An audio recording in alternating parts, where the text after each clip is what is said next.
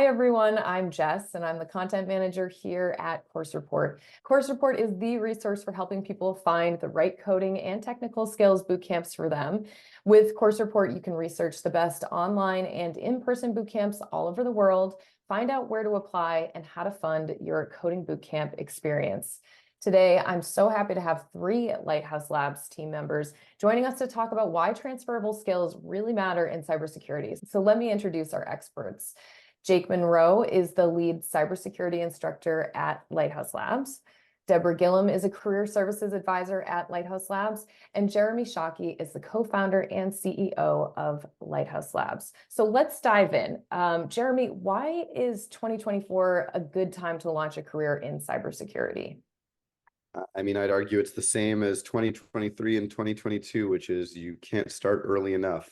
Basically, with everything that's going on, with the threats around us, statistically, there are more cyber threats every year, exponential growth in them, and companies are ill-equipped. The idea of how long talent has been around, we're lucky to have Jake Monroe be a teacher. Finding teachers alone could be challenging, let alone all the experts that have to be in a space. And the reality is cybersecurity is such a broad space that there are a lot of roles and a lot of talent that is needed and not nearly enough talent to fill. The reason to start in 2024 is because starting now just means a couple years from now, 3 years, 4 years, as this stuff is building, you're evolving with the space, and this is a very fast evolving space. The threats are evolving significantly, companies and their use of digital are evolving significantly, and thus the talent and what you need to do with your skill sets has to evolve. And so the earlier you are in, the more you can evolve with the space and take on that experience. And I think that's the most important thing for anyone considering this is not a, it has to happen tomorrow. This is a long-term, high-ceiling career that is in dire need for the next decade, 20 years. And Deborah, can someone without a degree or previous work experience in tech successfully make a career pivot into cybersecurity? Absolutely. With having a degree in cybersecurity and doing the boot camp, if you have no previous tech experience or degree, it might take just a little bit longer transitioning into an actual cyber security role. But we find a lot of our grads are transitioning into IT tech related roles in order to kind of pivot their career and start their journey within cybersecurity.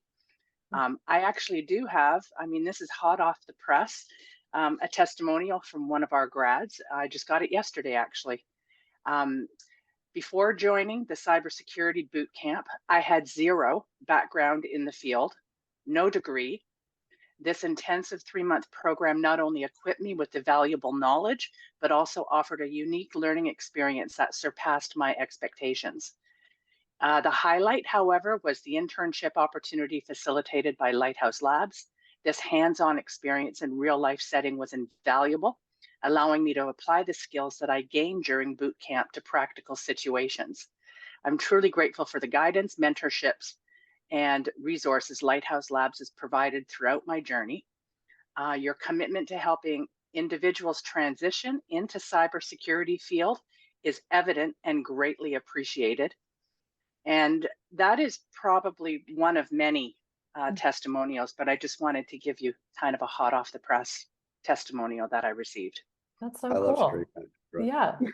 Yeah. And Jake, since you have worked in cybersecurity and are now an instructor, what's your sense of degrees or previous work experience in cybersecurity? Do you feel like you need them?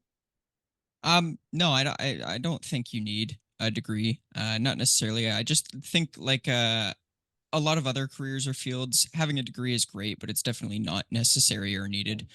And the thing about cybersecurity is a lot of employers or even hiring managers care more about who you are as a person rather than what you have and what you bring.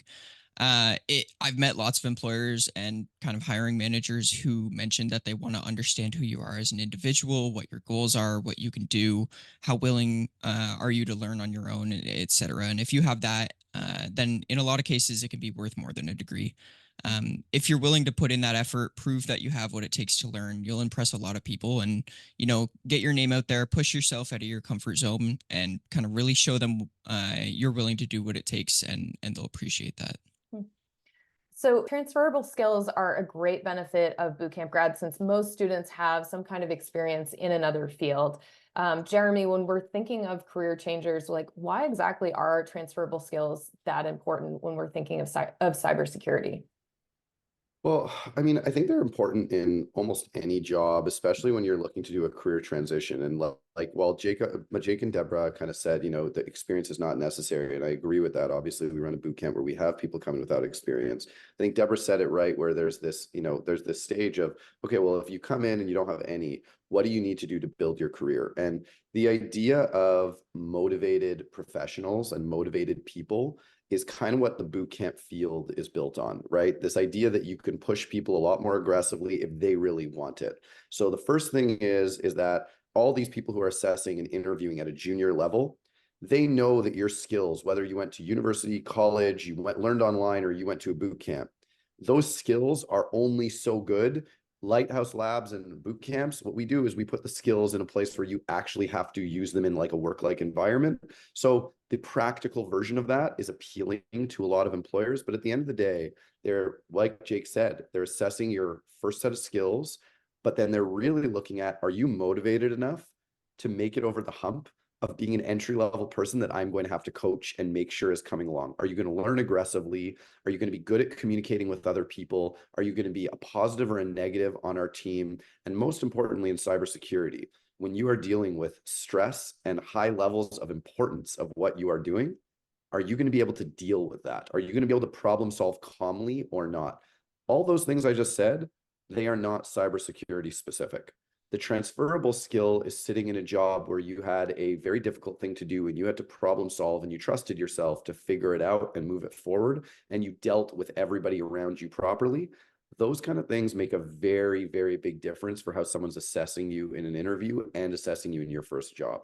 Entry-level jobs are opportunities to continue learning, and employers would much rather have someone who aggressively pursues that and has a very strong motivation as to why they want to do that than they would someone who has a nice certificate but shows very little interest in the actual field of work. Now let's dive into maybe like the top 3 transferable skills when we're thinking of like cybersecurity. So Jeremy, what is your top transferable skill that's important when you're thinking of cybersecurity? So going a little counter to what we said about experience, and I realize that, but I really do think business acumen is more of a major in cyber than it is in things like web and data. If you come from a space where either you know how to work with other stakeholders, it's not good enough to just say this is cybersecurity. Think about how hard it is to get people to just make the decision of doing a double password, right? Like you have to convince people. They have to be bought in with you. Business acumen and how you both share and communicate out, but also how well you know the domain itself, where the threats may be, where the problems may be, how you think about that. Very, very, very important as a transferable skill. And so I'd say people who have had jobs 3, 4, 5 years and have some business acumen and understanding, that is something that a lot of employers are very, very, that's what they want in their entry-level people. And Jake, what is another top transferable skill that you think of when it comes to cybersecurity? Yeah, I'll admit this is actually kind of a hard one for me to answer because in reality, the true answer here is that there's no skill that is not transferable. Every past skill you've learned or practiced will somehow be able to relate to cybersecurity, either a certain aspect of cybersecurity or just cybersecurity in general. A good example I do like to mention though is for a field in cybersecurity that we call threat researching. A good threat researcher needs to be able to gather research and intelligence from many different resources, keep track of it, look into its value towards your work, and kind of compile it. And if we take that information and kind of ask ourselves, well, what other fields that are not cybersecurity related do this? Well, if you take a look at policing and military, they're always being briefed with information. They're investigating cases. They're gathering information. They're taking statements. They have to take all that information and compile it and see what's important, see what they can use that for, and things like that. So I think having those skills is a huge asset in not only threat researching, but a lot of cybersecurity roles. A lot of roles require that research and intelligence gathering that you kind of need. So I think that students can take their past tasks and kind of look at what those specific tasks taught them, and see what they've learned from them, and then look into how they can relate that to certain cybersecurity roles and kind of use that as a skill in its own. I love that. And Deborah, on your side, on the career services side, which transferable skill would you add to this? I think one of the top skills that's easily transferable from all different factors as far as previous careers is communication. Mm. A communication skill, I think, is on the top of the valuable skills to have, and mainly because most of these, like, tech projects or cybersecurity incidents, they often involve just a lot of collaboration amongst cross-functional teams. So you could be talking with developers, designers, project managers, your tech team, your IT support. So effective communication kind of ensures that the team members can understand and convey ideas, and they just overall, being able to give feedback. Whenever you're dealing with clients, and dealing with an incident, they need to be able to understand the client's needs and kind of just the technical concepts in a manner that they will understand.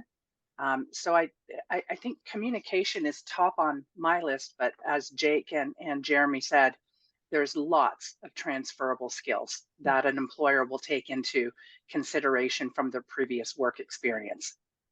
And Jess, if I can, Mhm. I would only add to all of this because you got three actually pretty similar answers on like some of the more soft skills that are required. And I hate the word soft skills because it almost undermines the skill set itself. It's so important. But what I would add is that analyst skills and operations backgrounds are two areas like that entry level role. Analyst entry level roles are some of the most important areas to look. If you have that kind of skill and you're coming in, it is just a major. And then being within the operations fields just has a huge advantage when you are going into cyber. And I would say if you're looking for more tangible job set transferable skills, both of those areas are very, very valuable heading into cyber. That's great. Deborah, when employers are looking for those entry-level cybersecurity roles, what are they actually looking for? And we mentioned a bunch of these transferable skills. Are these the ones, these kinds of soft skills that they're going to be looking at? Well, I mean, the main thing is whenever you're even going through your interview, they're assessing your communication skills at that point. That'll come across very apparent in your interview. Being able to kind of convey the answers that they want to hear will kind of formulate an idea for them to understand that you have, you can deal with stress management. I think that's a very important thing in cybersecurity. I know that anyone who's getting breached or having an attack, it's a very stressful, experience. And so giving them examples of your previous job that you've done in dealing with a stressful situation can kind of help them assess that you have those transferable skills. And Jeremy, what are your tips for students on how to flex those transferable skills in the job interview process, especially when we're thinking of cybersecurity bootcamp grads or recent grads who are on the job hunt now? I mean, first of all, just differentiating yourself as a junior and as an entry level person coming in without too much experience is really difficult to do. And I think so giving thought to this actual type of answer for each individual is really important. What matters the most when you want to flex a transferable skill is you're talking about it in relation to how it actually works in the field and why you understand it to be important. The more you're aligning what that skill is that you have to the thing that matters in the field, the more they get, not just that you have the skill, but that you understand how to apply it. The application of it is what probably differentiates most people once they're in the job. So what you're really looking to do is demonstrate where you've potentially used it elsewhere and how that example of how you've used it elsewhere is actually very relevant to the kind of field and space that you're going in. It's hard. Interviews are really difficult. So some people are giving you kind of that technical interview. Well, that might be a place that you get to flex certain skills and not others. Whereas a more behavioral interview is a place where you get to talk about yourself. I'd say concise, strong stories that really mention not the job title, but the specific skill that you used in solving a problem in a very meaningful way is the best way that you can show somebody that you grasp what matters in the job that you're about to try and go into. Jake, when you think back on the cohorts that you've taught so far, what kinds of jobs have your past students been working in before making this career change into cybersecurity through Lighthouse Labs? Yeah, I've definitely seen students come all over, left, right, wherever, and things like legal, business, military, and maybe some tech-related ones like web development or IT. I've also seen people come from accounting or bookkeeping. Like I said, all over. But when I first hear this question, I think of one person comes to mind, and he had a wide variety of experience. He started out as doing land surveying, worked in warehouses, and then became an officer in the military. And he's now been a cyber threat intelligence analyst for over a year, maybe about a year and a half now. And he had no prior tech experience at all. And I remember he actually asked me this question when we were chatting and just said, "Hey, what do you think would be a good career given my past experience?" So I asked him about his past experience. And as soon as he said, military officer, I told him, check out threat researching, check out threat intelligence. And as soon as I said that, that's all he looked for. And now he's been doing that for over a year. So That's so cool. Deborah, have you found that there are other jobs too that transition especially well into cyber? Well, the top ones are kind of obvious, and I think Jake and Jeremy have kind of covered a little Mhm. bit of them on that. But anything in being in the IT field, from IT support, systems administration, network administrator, software development, programming, um, directly related to tech and IT, because we do have a lot of grads who are wanting to focus on cybersecurity and they have a tech background.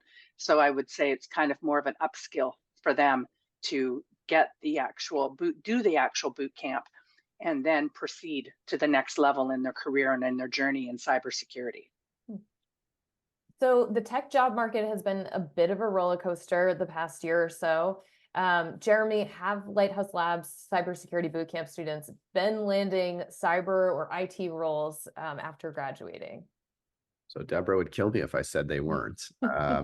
But I think it's important for any listener to know that, first of all, yes, I think the job market has been wild. 10 years of running Lighthouse Labs, I haven't seen it quite like this. We had our best December on record, and we had our worst September on record, all within a 4-month period. So what you're kind of evaluating around how people are getting jobs and what that looks like, I think the bigger thing is for students coming in and for people's expectations. One is the entitlement of what I will call a golden era of tech in 2021, of everyone is going to land a job and a high salary almost immediately. The times are taking longer. The amount of applicants that HR is getting are larger. People need to show more that they're motivated and driving towards trying to succeed, as opposed to just sending out resumes and expecting 20 calls back. The idea of working on side projects, on improving your skills regularly, are kind of a must. We have this great program right now. It's with Pilot and Upskill Canada, and the idea is there is a large amount of scholarships on the table for people coming into cyber, for people who have 1 to 3 years work experience. And the reason the focus is 1 to 3 years, that's not just from us, that's the field and space in general, is that people are seeing that there's a longer path towards early entry into some cyber roles. Like Deborah said, going into IT roles first and then moving from there adjacent into more cyber. I think as we see that kind of stuff, for some people, that's a long path towards a career. And for others, that's exactly the path that they're expecting. The more experience you have, the more you may be able to short hop that right into cyber roles and cyber jobs that are kind of the more meaningful ones right away.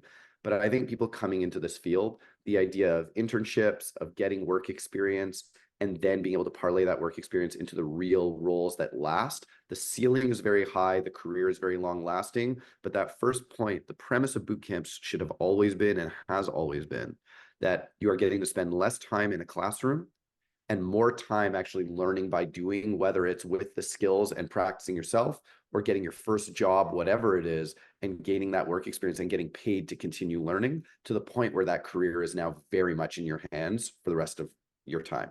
That's kind of what we suggest. And I think this crazy job market has really re-emphasized to some people that this is not a gold rush. If you just like the salary and you don't like the field and you don't want to go on that journey, that won't be for you. You need to come motivated and ready to go.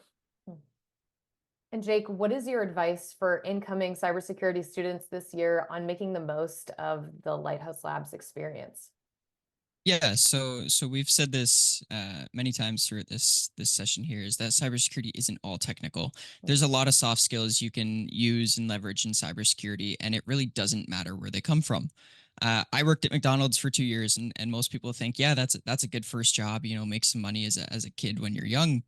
But in reality, it teaches you a lot more than that. You learn the social skills. You understand how to work in a very fast environments. You understand customer service, which is also a part of certain aspects of cybersecurity.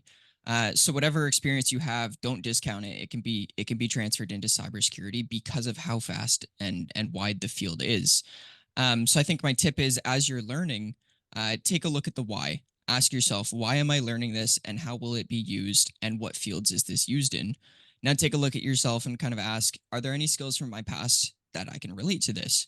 Kind of doing this as you go can figure out where in cybersecurity you want to go, and if your background can help you get there, because a lot of the questions we get from students is, which field should I go into, or which part of cybersecurity should I go into? And it's a lot of preference. But if you can leverage those past skills, those past soft skills, and help that, allow that to help you find a role in cybersecurity, that's going to make it a lot easier. And that's an excellent place to wrap up this discussion about transferable skills. Thank you so much for sharing your expertise with us today, Jake, Jeremy, and Deborah. And thanks so much to all of you for watching. We're going to be posting a transcript of this video interview on the Course Report blog with contact information for Lighthouse Labs, just in case you're inspired to apply for any of their upcoming cybersecurity cohorts. And in the meantime, follow Course Report on Facebook, LinkedIn, and Twitter. And if you're a bootcamp alumni, don't forget to post a review of your bootcamp experience on Course Report. Your review is a huge help to anyone who's thinking of getting into tech today.